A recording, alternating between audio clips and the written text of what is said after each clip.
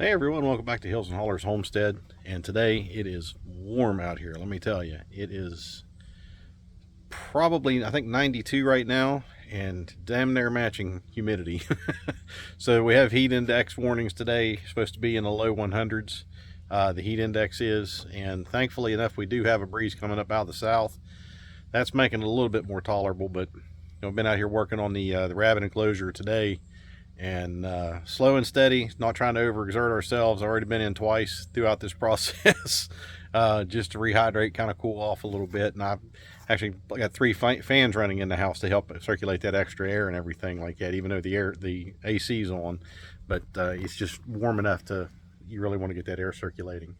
So we were able to get the roof on it here last week, and today we got the door framed up and got the door on, and I just need to put one brace on the door, and then we're going to start stringing the wire around here. What it is, I got 48 inch tall wire, and it's 2 inch by 4 inch openings in it, so it's not real big, and that'll protect them against any predation and stuff like that. So it'll keep pretty much all the critters out that would come in here and get them.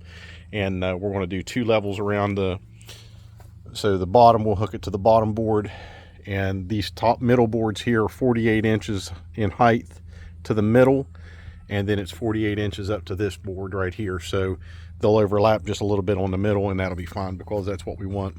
And the way we built this, because we built it on a slope, we didn't even mess with the terrain. I didn't want to get out here and start doing a whole bunch of grading or anything like that because it's just too much. And that being the lowest corner, we've had to kind of compensate. If you see this board right here, it kind of goes downhill, and that's because we got a pretty steep difference from there to there to that corner, and then going down to this corner. So this is our lowest point, and to keep this board at 48 inches all the way around to the midline, that's how we had to do it. So I'm not worried about it. It is a rabbit enclosure. It is not an Airbnb. Nobody's going to come and inspect this. I'm not worried about curb appeal because we don't have a curb. You can't see our house. I mean, literally, our driveway's a half-mile long. We're up on a hill. You cannot see our house from the road. We can't even see our neighbors, especially this time of year. And I'm, not that I have bad neighbors, but I'm thankful for that because I like the privacy and seclusion. So we're working on the door here. We got it framed up, got the door on. It's not perfect. Again, it's a rabbit enclosure. It's not an Airbnb. A lot of this wood, this was all recently cut for us, so it's still green, and we had to stain it to kind of get that preservation going. But then a lot of the stuff what I'm using for the door and stuff like that is pretty weathered. Some of it is warped and stuff, but it was given to me, so I'm not going to complain. So it is what it is. And that's just being frugal. It's not kind of making hodgepodge or anything like that, but it is being a little bit more frugal and stuff, trying to save money. And I use what we have. Don't let anything go to waste, and that's going to help us, in the future for getting by with some of this stuff. So if it functions and it does what it's supposed to do, yeah, if it works, it ain't dumb. But now the plan is here, is between the posts, is we'll put our boards and we'll mount our rabbit cages to the boards, and then we'll chain them up to the top up here from the front, and that'll give us that support. Now with that will give us the cages that are suspended up off the ground. They're hardwired or hard screwed to a structure to the board, and then they're supported from the front with chains, and that'll give them airflow all the way around, especially in this kind of hot weather and stuff, because rabbits are not real hot hardy. They're better adapted to cold weather than they are the heat like that, and that'll allow continuous airflow around them and stuff. And I can even bring a fan out here and put it out here if need be to help circulate that air. Now yesterday we took off, and it was another hot day yesterday, and we decided what we were going to do is we just took the kids and we took off. We headed to the mountains. And if you're from West Virginia, if you've never been to Cumbrabo State Forest, you do not know what you're missing. It's in Randolph County. It's up just outside of Huttonsville off of 219, like you're heading up towards Snowshoe.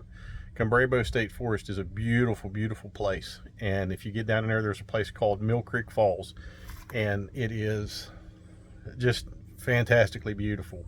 And the water, just the area down there itself where it was 10 degrees cooler up there. There was a whole lot less humidity, and the water was actually cold. While it was very refreshing and stuff to get in that water and that mountain stream and play and swim and stuff like that, it was cold to the point where it was nice to get in there, but you wanted to get out too. So you wasn't going to spend a whole lot of time in there, and you know, because of the water being so cold. And it was just fantastic. And all of us, the kids and my wife and I, we all had such a really good time doing that. And that's it's better than a pool, because a pool's out in the sun all day and stuff like that, and it's almost bathwater warm. But getting up there in that mountain stream, oh my goodness, it was so fantastic just to be up there and just the beauty and the quiet and everything like that, and just kind of hanging out in that water and just being completely relieved of the heat and everything, and just having a good time.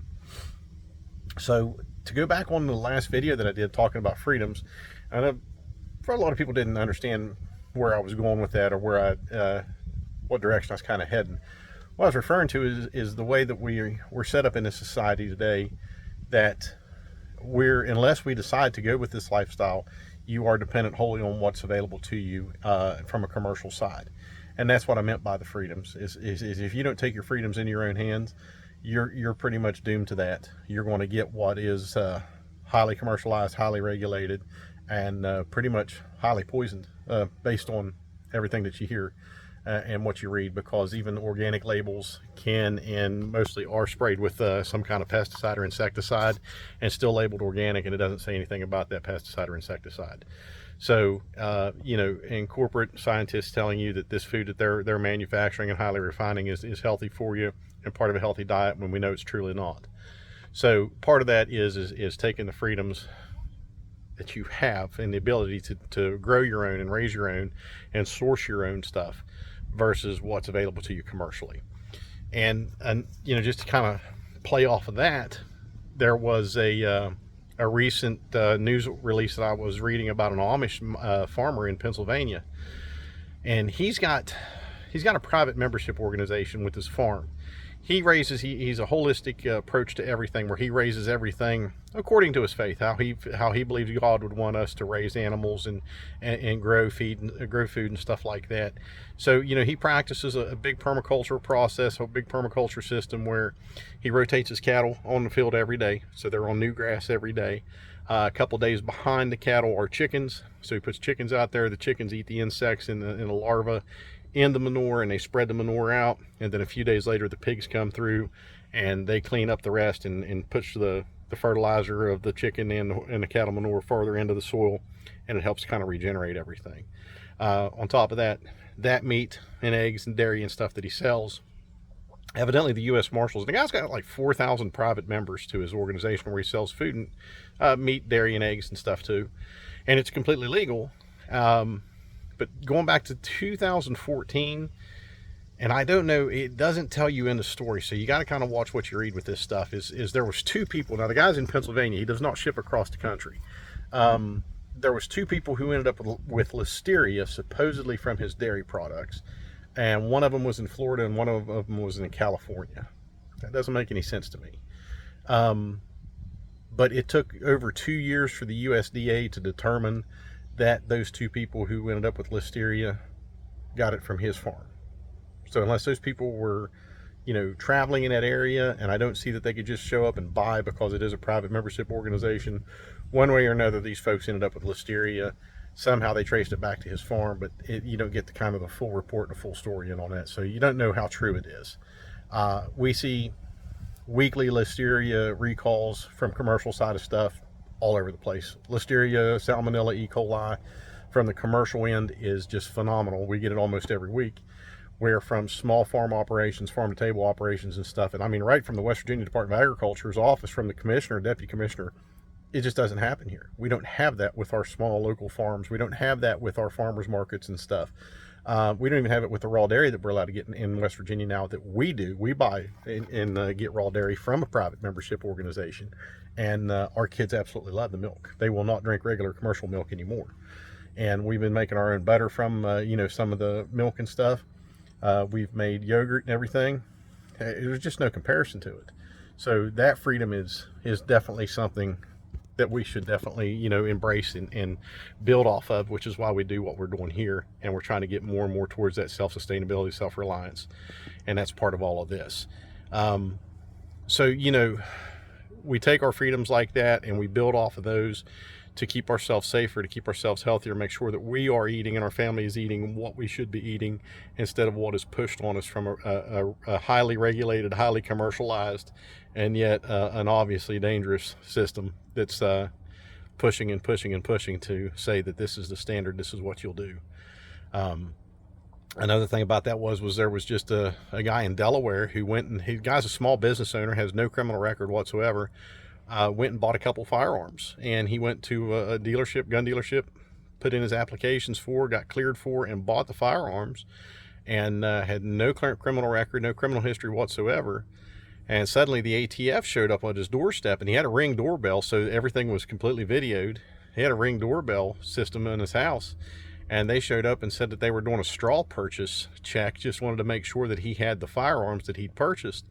And they weren't even, it wasn't like the infamous black assault gun, you know what I mean? But they wanted to see the firearms and verify the serial numbers just so they could say that it wasn't a straw purchase. And they had nothing to base it off of. It was completely warrantless. And I can't remember if I read that he did decide to go ahead and do that, but you know, the sheriff, ultimately, the sheriff of your county is the law of the land. A lot of people don't realize that. They think all state troopers, all city police, or anything like that. Ultimately, the sheriff is the law of the land because that's just how it's designed. So you're getting a lot of feedback from a lot of sheriffs who are saying that if, you know, the ATF or the FBI shows up and wanting to verify, you know, anything like that, tell them no and contact the sheriff's department. So that's kind of an overreach right there, and it's not something that you typically see happening very often. It's the first time I've ever heard of it. That doesn't mean it doesn't happen often, but to hear that and see that now and see the kind of impact that it's having, of course, because of the political climate that we're having, and with everything with, you know, all this gun violence and stuff that seems to happen randomly, and increases of it when certain people were in control of things. I'll not go any farther than that with it. But I just wanted to kind of clarify that with the freedoms and stuff like that. We do have the freedoms to grow our own food. We are not bound to and doomed to eat what is commercialized and pushed and in volume, in mass on us. Choose to buy local, choose to grow your own, choose to source things locally. $1 spent locally has double the impact on your economy, on the local economy, than anything bought commercially. Actually more than double. So if I buy off of a local farmer or a local businessman, their products, or local business persons like the sawmill where I buy this lumber, every dollar I spend there has double the impact than it does if I go to one of the big box stores and buy their commercialized twisted pretzel lumber and stuff. So, daggone carpenter ant out here in all these cherry trees. So, you know, that is the big benefit of buying local and spending your money locally with local businesses, the fact that it does have a bigger impact on your local economy. So it's a better thing to do. And we're going to be safer, we're going to be healthier by doing this locally and buying things more locally produced and locally grown, even your own gardens and stuff. So that's where I wanted to just kind of clarify with that and tell you guys just to keep working towards that self-sufficiency, that self-reliance. You know, if it pops across your head as an idea and you want to do it, explore that idea, and I'm going to tell you to pursue it and get after it. I never thought I was going to be doing this year, but we decided that, you know, we're just going to keep going little by little as much as we can and work towards it. And I'm standing out here and under this roof. It's nice and cool. I'm in the shade. Well, it's not nice and cool, but it's cooler and more tolerant than being out in the middle of the sun. But I went with the plastic roof panels instead of the metal. Pretty much this in the 12-foot length was cheaper. It was almost $7 cheaper per sheet, and it's PVC. It's called solar. It's the solar gray color. It's a PVC type roofing. It's a little bit more flexible and a little bit more forgiving than metal is and stuff. So we went with that and opted to go with that because it's lighter. I'm not worried about a heavy snow load here, especially at the slope of this roof and everything. And I think it was a better choice than the metal, because even though this is, you know, you got sun on top of it, if that was metal, you'd never touch that and hold your hand up there. So that's what we're working towards today. Hopefully we get this door done and at least get the first rung of wire around the bottom of it, and then we'll have to fight and struggle to get the second level up and go that route. But plan is to have bunnies by this coming next weekend. Today's Sunday, so hopefully by Saturday or Sunday this coming week, we'll have bunnies on site here and raising them and getting them going. So that's what we're working towards, and that's what you need to do, is work towards starving that system before that system starves you. Get prepared, stay prepared, take care, and God bless.